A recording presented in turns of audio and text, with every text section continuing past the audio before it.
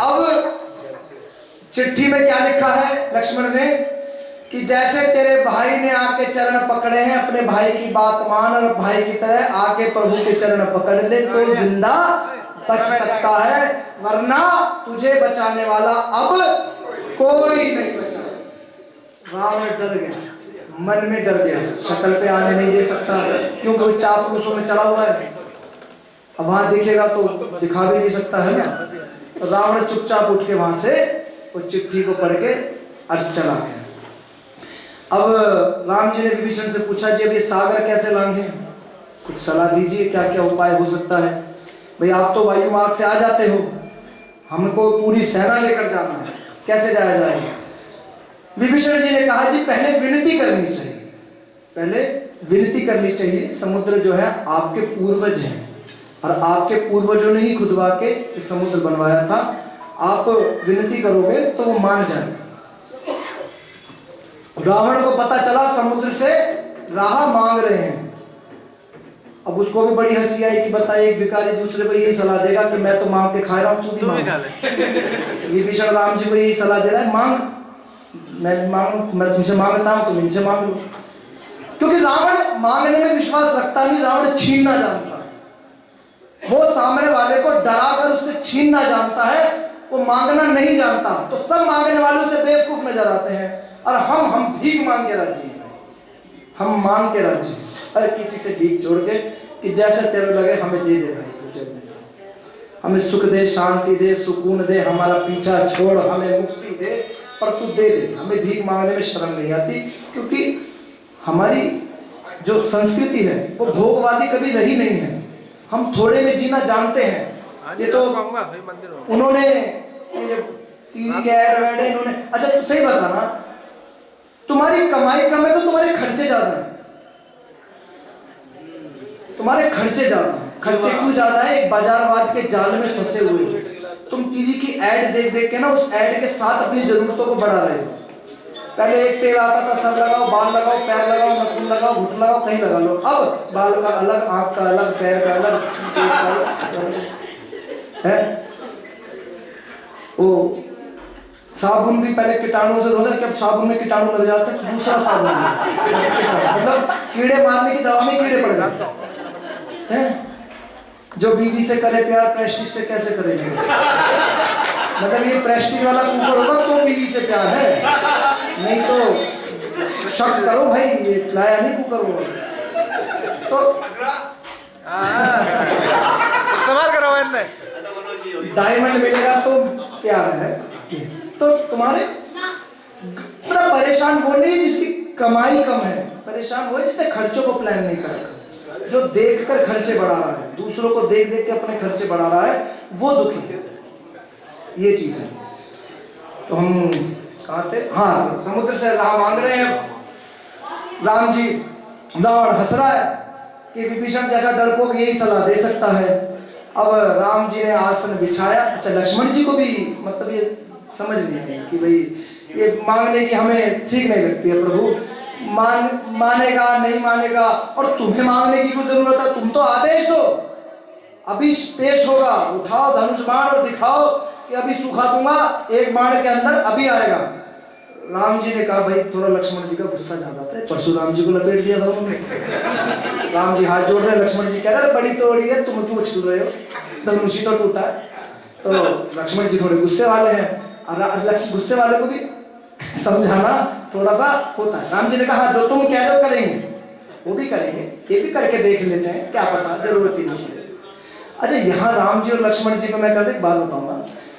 सुग्रीव और बाली भाई हैं, एक दूसरे के खून के प्यासे हैं, एक दूसरे के साथ बुरा कर रहे हैं। विभीषण और रावण भाई हैं, एक दूसरे के साथ बुरा कर रहे हैं। कभी लक्ष्मण जी के मन में आया कि सारे भाई एक दूसरे के साथ ये कर रहे हैं, मेरा भाई भी मेरे साथ कुछ ऐसा ना कर जाए? या राम जी के मन में आया? पर हमारे मन में आ जाता है, फलाने की बहू कर रही है तो मेरी भी करेगी, फलाने का बेटा ऐसा करके चला गया, मेरा भी जाएगा। आता है कि नहीं आता? उनकी बहू, उसके भाई ने उसके साथ करा, मेरा भाई कौन सा काम है, ये भी करेगा।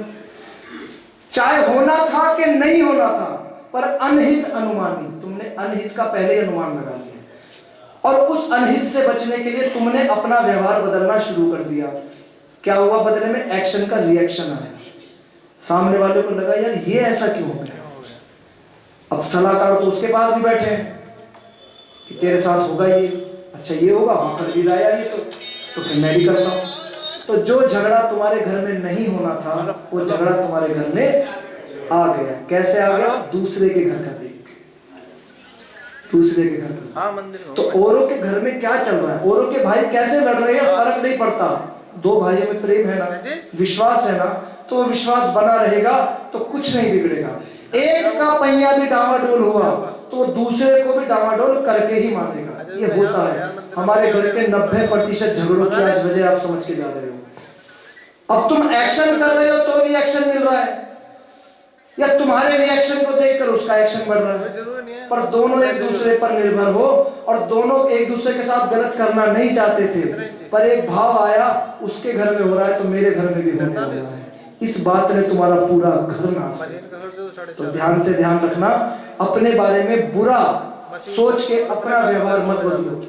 पूरा सोचो कि भाई बचाव सही है, परंतु उस बुरे को इतना हावी मत होने दो कि दूसरे के मारने से पहले तुम पहले अपनी तलवार उठाओ। कवच कुंडल पहन के तैयार नहीं रहना, युद्ध होने वाला है, मैं तो जीतूंगी, मैं तो जीतने वाला हूँ क्योंकि मैंने पहले कवच कुंडल पहन रखे। समय दो, बचाओ, ठीक है? बोलो सच्चे।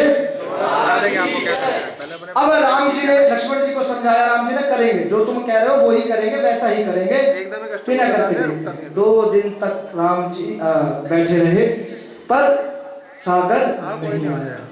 आखिरी में आके लक्ष्मण जी की बात समझ में आई। राम जी ने धनुष बाण उठाया और जैसे तरकश तीर निकाल के चढ़ाया पंचा पर, और भाई सागर के हिलने लगे सारे, और हाथ जोड़कर प्रभु के आगे आया। अब जब आया और हाथ जोड़ी के मुझे क्षमा कर दो, राम जी बोले समय ज्यादा नहीं लगा। कह रहे जी मेरी जड़ है, प्रवृत्ति हमारी जड़ है। कैसे? गगन समीर अनल जल धरनी, इन्हें कह नाथ सहज जड़ करनी। कि आकाश वायु अग्नि जल पृथ्वी ये स्वभाव से जड़ है। अग्नि जलाएगी ही जलाएगी, जड़ है, ऐसा नहीं कर सकती तुम्हें जलाएगी इसे छोड़ देगी, वो सबको जलाएगी। पानी सबको डुबाएगा ही डुबाएगा, छोड़ेगा किसी को नहीं। इसलिए कह रहा कि हमारी जो आपने बनाया है ये स्वभाव से ही हमको जड़ बनाया है, इसलिए मुझे आने में देर हो गई। प्रभु मैं क्षमा चाहता हूं और मैं आपके सामने उपस्थित हूं। अब उन जब आए तो राम जी ने कहा कि सेना वहां जानी है, कैसे जाया जाएगा? तो सागर ने कहा कि प्रभु समाधान तो आपकी सेना में है, नल और नील, इन दोनों को श्राप मिला हुआ था। साधुओं का सामान फेंक दिया करते थे, पानी में डूब जाता था। साधुओं ने कहा जाओ तुम्हें श्राप देते हैं, कुछ भी पानी में फेंकोगे डूबेगा ही नहीं, तैरता रहेगा। तो कह रहे प्रभु वो 2 बैठे हैं, उनके हाथ से पानी में फिकवाओ, नीचे मैं बैठा हूं, पूरे पुल को, पूरे सेतु को नीचे से मैं बैठा हुआ हूं, ऊपर से वो बने, सेतु बनाओ और मेरे ऊपर से अपने प्रभु अपने चरण लेकर चले जाओ। कोई समुद्र आपके रास्ते में बाधा नहीं बनेगा। यहाँ पर आकर सुंदरकांड पाठ संपूर्ण होता है। सेतु बनने के काम की जो युक्ति सुझाते हैं सागर देव। और क्या? सकल सुमंगल दायक रघुनायक गुण गान, सादर सुनहित तरही भव सिंधु बिना जल जान। सियापति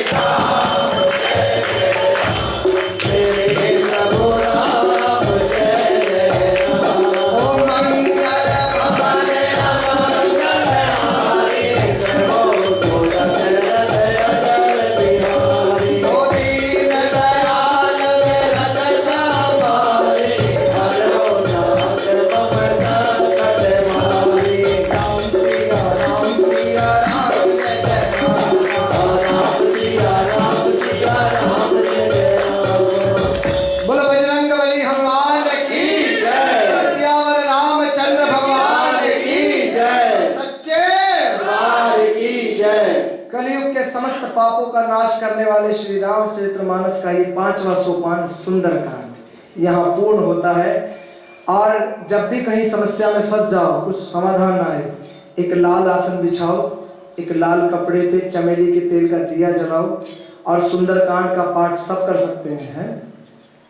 कहते जो ये पढ़े हनुमान चालीसा सब पढ़ सकते हैं, नारी हो पुरुष हो किन्नर हो, सब के लिए पढ़े बाबा हमारे। बाबा का पाठ पढ़ो, किसके लिए समर्पित करके? प्रभु राम को समर्पित करके, कि आपका काम आपके सेवक ने ऐसे किया था। दोनों खुश हो, राम जी भी और हनुमान जी। बोलो सच्चे दरबार की जय। मैंने कहा था इस पाठ के बारे में आपको बताऊंगा, ये पाठ का कैसे व्यवस्था बनी। हम अन्नकूट के भंडारे पे रखना चाह रहे थे, परंतु किसी वजह से उस दिन भैया दूज और वो एक साथ पड़ गई थी, नहीं रख पाए। फिर आज की व्यवस्था बनी सुंदरकांड की पाठ की। तो ओम प्रकाश जी कहाँ पर हैं? अंदर बुलाओ। ओम प्रकाश जी। ओम प्रकाश जी आए और बोले जी सुंदरकांड के पाठ का एक मैंने भी बोल रखा है, तो ये पाठ मैं अपनी तरफ से करवाना चाहता हूँ। तो सुंदरकांड बोलने का एक महत्व क्या रहा इसका, कि किसी वक्त महाराज जी पिताजी गुरु महाराज ये मुझे लेके किसी दुख से परेशान थे, और उस टाइम इन्होंने बोला था कि मेरा कहा हुआ लगेगा नहीं, कोई अपने मन से बोल दो कि सुंदरकांड का पाठ कराएंगे और बाबा ये सब सुलझ जाए। तो ओम प्रकाश जी ने बोला कि मैं सुंदरकांड का पाठ कराऊंगा, जल्दी से जल्दी हो जाए। और आज ये सुंदरकांड का पाठ पहली बार मेरे जीवन में मैंने यहाँ पे किया।